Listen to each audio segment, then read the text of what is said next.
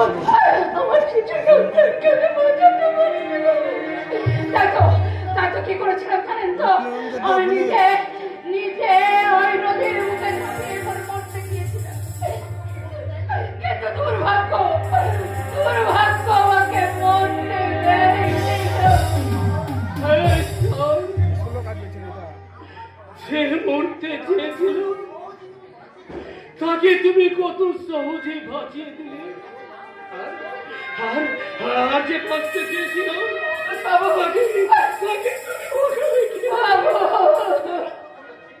আপনি কার কথা বলছেন বাবু?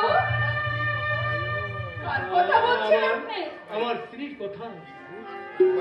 কিছুক্ষণ আগে আমি কাজ সৎকার করে নদীতে স্নান করে ফিরছিলাম। বাড়িতে আমার দুই সন্তান হয়তো কাঁদতে ঘুমিয়ে পড়েছে,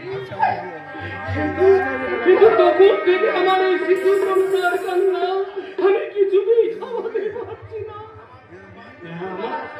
আমার মনে হয় কিছুক্ষণ আগেই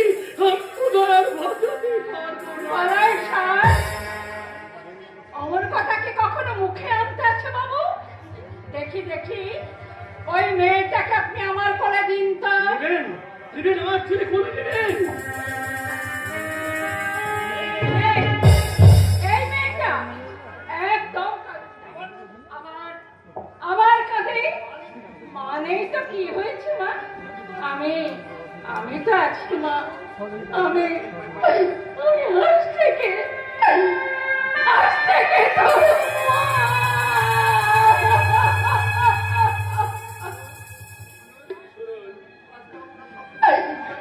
ভাগ্য আপনার সব কিছু কেড়ে নিলেও বাবু, ঈশ্বর যখন নতুন করে আপনার প্রাণ ফিরে দিয়েছে, তখন আসুন না, বাকি জীবনটা আপনি আমার সন্তানের মা হয়ে কাটিয়ে দেবেন।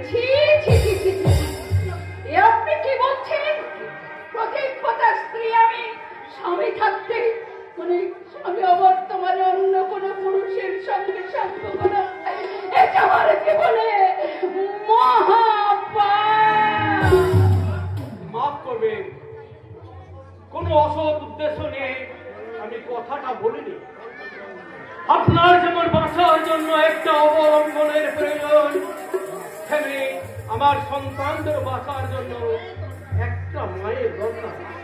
আসুন না, নিজেদের প্রয়োজনে একে অপরকে আমরা সাহায্য করি।